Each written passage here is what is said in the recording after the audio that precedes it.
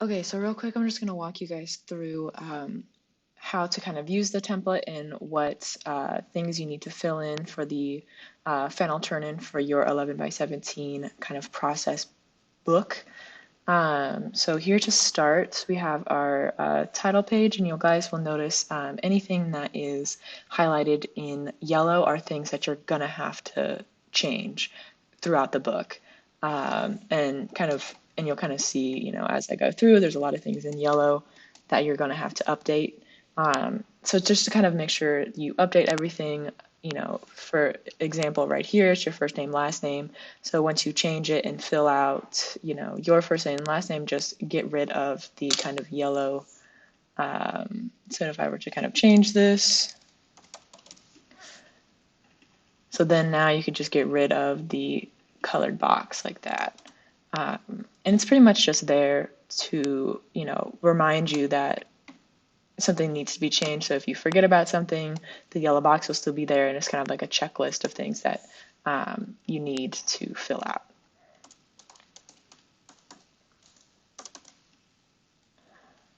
Okay.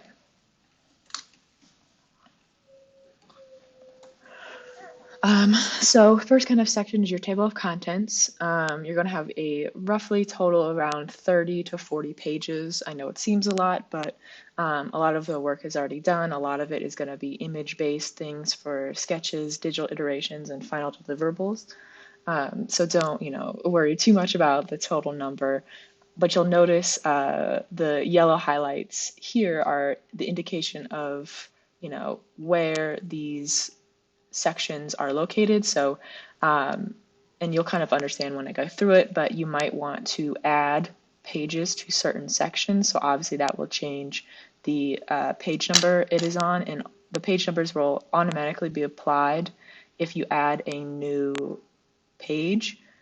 And then you could just change it on here depending if you do add more pages, whether that be in research, sketches, digital iterations, or if you want to potentially delete one, then again, the page numbers are going to change. So just kind of keep that in mind and why those are highlighted in yellow. So our first kind of section is just the project overview. So this is your project abstract / like project description. So all of the body copy, I'm just using this like Latin placeholder text. So it would be a good idea to kind of write all of your descriptions in like a Google Docs, just so you get like a good spell check, and then just paste it into your the template here.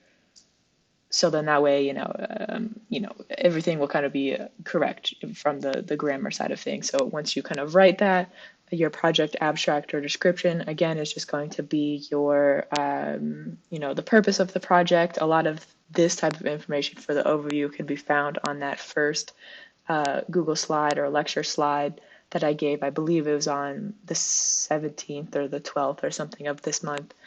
So feel free to, copy and paste that description as well as like your outlook on the purpose and goal of this project. And again, like the information that is not highlighted, just keep the same. So don't change, any other like subheads or, we have a description of what each page, is on in these footer sections. So just kind of leave all that alone. The only thing you should be able, or thing that you should change is all the stuff in the yellow highlighted sections.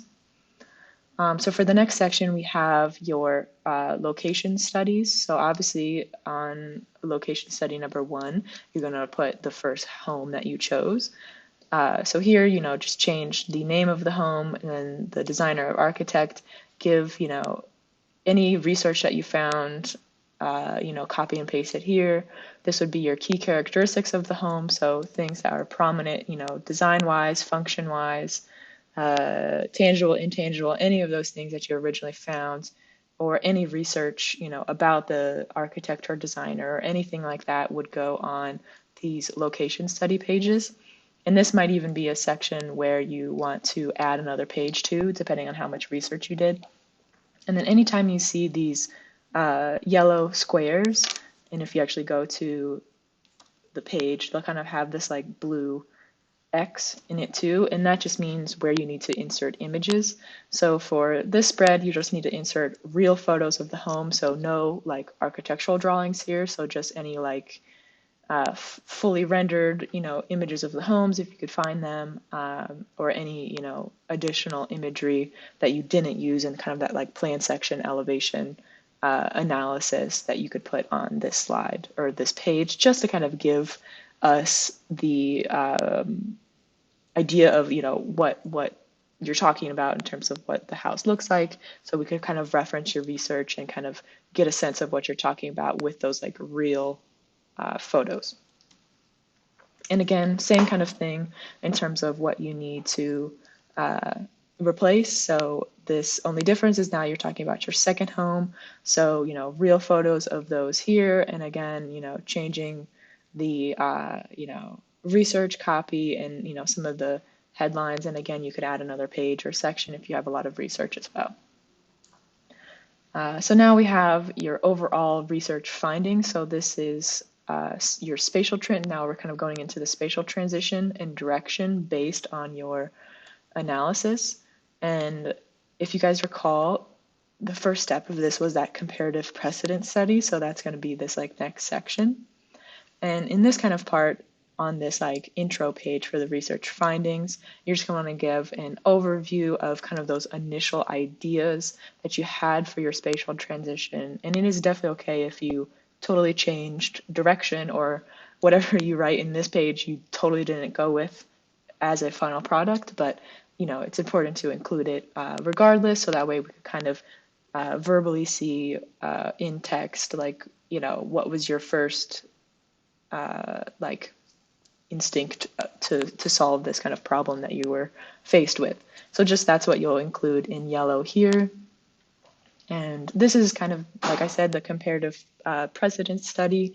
So you're going to have, the name of your first home, name of your second home, the differences that you found in each, and then those similarities in this kind of center graphic here, and then the kind of comparative discoveries, so things that you've noticed or things that you're utilizing in those similarities, or just kind of like an overview of your analysis based on the things that you learned in those similarities and differences, and even potentially like what ones you wanted to include in your spatial transition based off of kind of creating this like similarities and differences list. Now we get into the plan section elevation studies. So these are your tracing paper overlays. Most of you, I believe almost everybody did this by hand, not digitally speaking. So just use a scanner here on campus. I believe they have one in the third floor lab, as well as we have some really like large format ones at Taylor Hall. So let me know if you guys want to use those. I can let you know what the office hours are to use that equipment. So you pretty much want to just scan in all your plan section elevation drawings, anything that you used in any of those like annotated notes. And I know several of you had like multiple pages of this, so you're going to most likely want to create more pages in these sections especially. And then along with the sketch, just kind of put in a short description of what we're looking at, what kind of ideas you were exploring in each of those annotative notes, just so you kind of give the reader an idea of, what you were trying to figure out or discover in those annotated kind of overlay sketches with your tracing paper exercise. So if you kind of notice, we have the plan drawings and you have the tangible annotations, and then plan drawings, intangible annotations. So it's just a way to kind of organize your information in that like tangible, intangible qualities that we've kind of been talking about. So like I said, feel free to add more pages to this area, or you could have like 2 sketches on 1 page. Just make sure it's like large enough where we could still see it, things like that. And if you kind of scan in one of your sketches and it's like still very like light or hard to read because you did it in pencil, just quickly take it in Photoshop and just up the contrast. So those like pencil lines will be a little darker and easier to read. And then of course the same thing for your elevation drawings. So again, that tangible and intangible annotations. And again, this is, where you can add more pages if that's something you really expanded on in your research. And if you're kind of like finding it hard to pick and choose what you want to include, like let's say you had like, I don't know, over 20 or 30 sketches, just kind of choose the ones that contributed the most to your, final deliverable or, design process. So you could kind of go about it that way too. Next, we have the spatial transition sketches. So this is everything you did after your initial plan section elevation studies, with the tracing paper. This is that next step. So anything that you did sketch-wise to kind of figure out or approach that spatial transition. These could be very rudimentary, very, simplistic in nature. Just again, scan those in, make sure that they're high quality, and you could arrange them a few different ways here. This is kind of more open to your interpretation, and I do only have like this spread or these 2 pages for sketches, so feel free to duplicate this slide and add more if you would like. So now we're getting into the spatial transition digital iterations. So minimally, you should at least have 2 digital iterations. So definitely fill this page up with any screen grabs from your Rhino files, or feel free to, like, if you have multiple viewpoints or perspectives you want to show within that first and second digital iteration, go ahead and insert those, and you don't have to just use this one singular large image. It kind of just represents an area where images need to be placed. And of course, again, a small description of, what's going on, the ideas that you had going into whatever the iteration is looking at. And next, we kind of have that third and fourth digital iteration. Again, you minimally need to have a first and second one to kind of meet the aspects of, the requirements of the project. And these third and fourth digital iterations are just, extra or supplementary if you did try and experiment more with it. So this could be an instance where you delete this slide, or even if you had more, you could obviously, copy and paste or duplicate this and add that fifth and sixth if necessary. Next section in the progress booklet is just going to be your final deliverables. So in these, you're just going to have that like final deliverable artist statement or description of exactly what you came up with, the decisions you made, the justification for the reasons you made. And I know when I kind of went around and talked to each and every one of you, you had like a little bit more like detailed. So I think we'll use Hannah for this example. She wanted to have her spatial transition be like a rest stop along a highway. But, it's a lot of work kind of, digitizing and modeling, toilets, sinks, mirrors, any other bathroom accessories, paper towel holders, like trash cans, all that stuff. So this could kind of be where in the artist statement you could explain textually or verbally, this is what I want to do. I want to have, those toilets or sinks or whatever other assets come with kind of a rest stop, and just explain it. And then you necessarily don't have to include that in your final like rendering or final, plan section elevation view or things like that. As long as you kind of explain it, I obviously encourage you, if you do have the time, to add that in, but you could also just kind of give me a rundown or explanation within this artist statement of like the things you wanted to include, or, locational like things that kind of go beyond like the main scope of the project. So just like all the other sections, you're going to have your final elevation views, and this is obviously all digital, and these are going to be just one large image per page. So if you have, more than one plan view, or like, I know some of you guys, we spoke about, depending on your spatial transition idea, you're going to have maybe a section view, or maybe not an elevation view, depending on, what you decided to include, things like that. So kind of just go about that sparingly. But for these, I do want just one fully large image with a short description of exactly what's going on and why you kind of chose the things you did in that plan view. So almost kind of like your final deliverable artist statement, but now you're going into the specifics of the plan view and the elevation view in this like short description.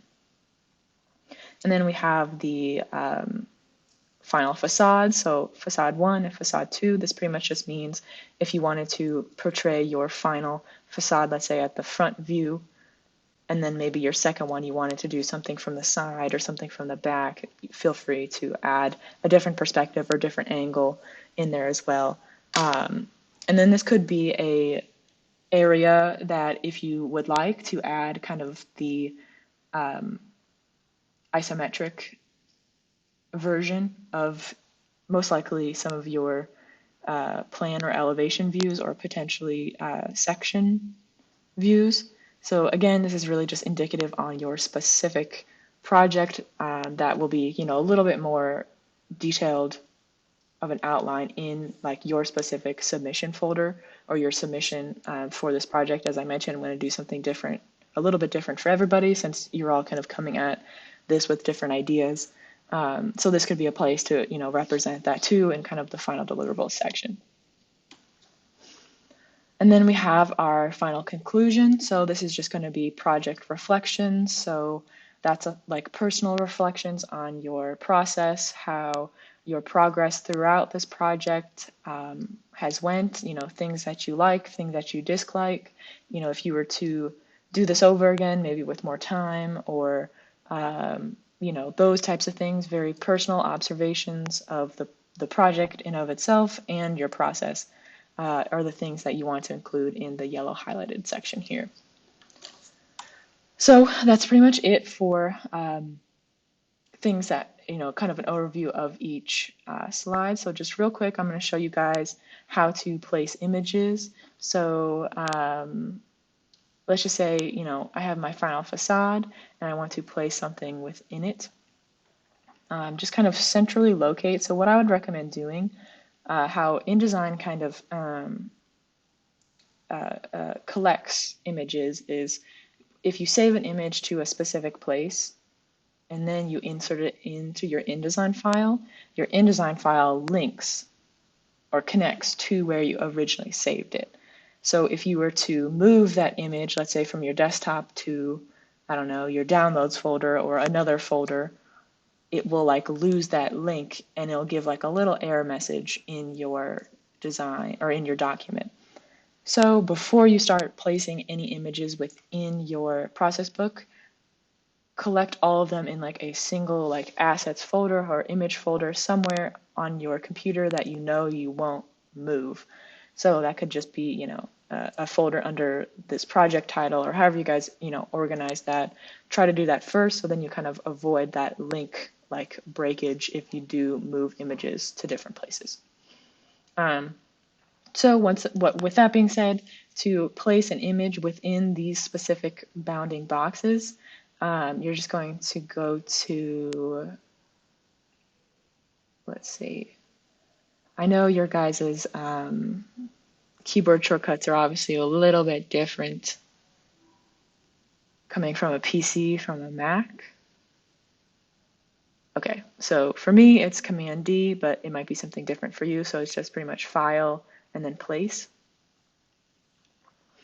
And just for the demo purposes, I did just place it on my desktop. So let's say I know this is a little bit highly more detailed, so not, don't think of this image as what you guys need as in terms of render, but just for, placement of photo, for example.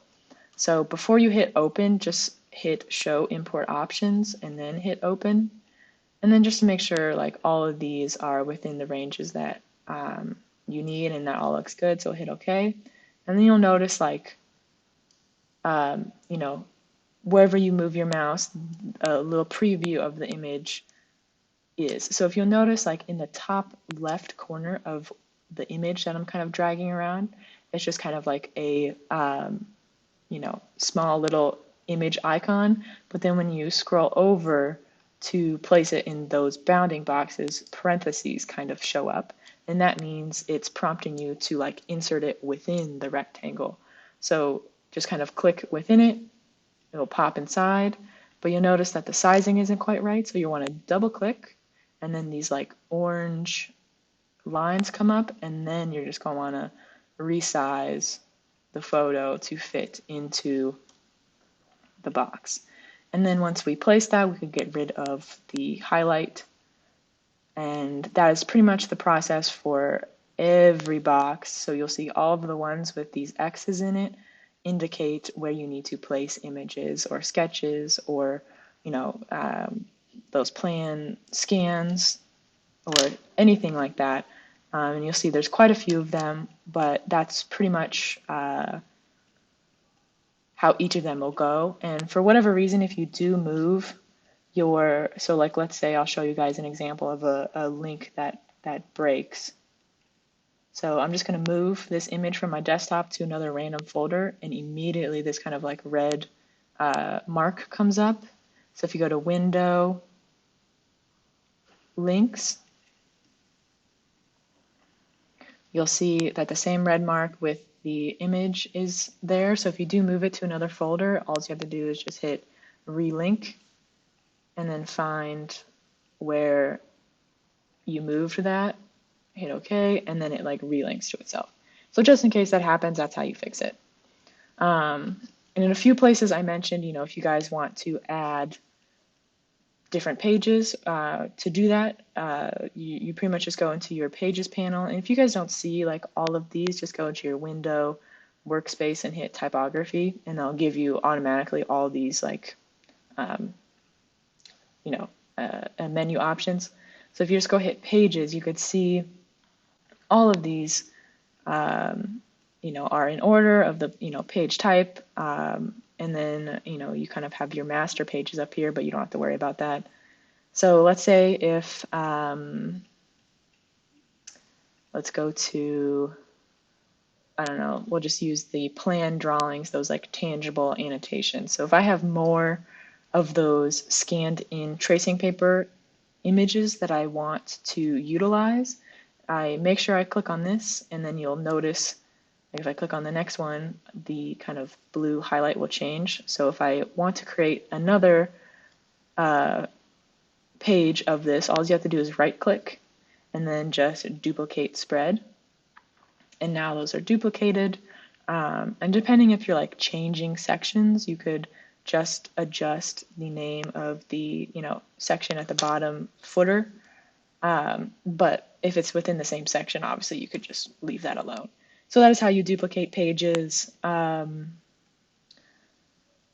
have your properties panel, so that when you go to implement the text, I would just leave everything with the typography the same in terms of type size, leading, spacing, all that kind of stuff, as well as the alignments, flush left, center, flush right. So I would just leave all of that alone, and then just simply copy and paste the information that is all highlighted in yellow.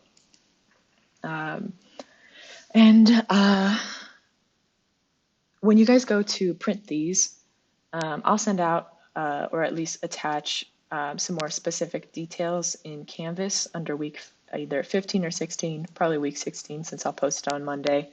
But it's just the specifics that you need to know of how to print this at FedEx. But in essence, you'll choose a paper, like you'll go in, do not order this online, do this in person, because if you order it online, they'll just automatically give you until like the next day or two to pick it up, when in reality it takes less than an hour to do. So do this in person, bring a flash drive and your computer.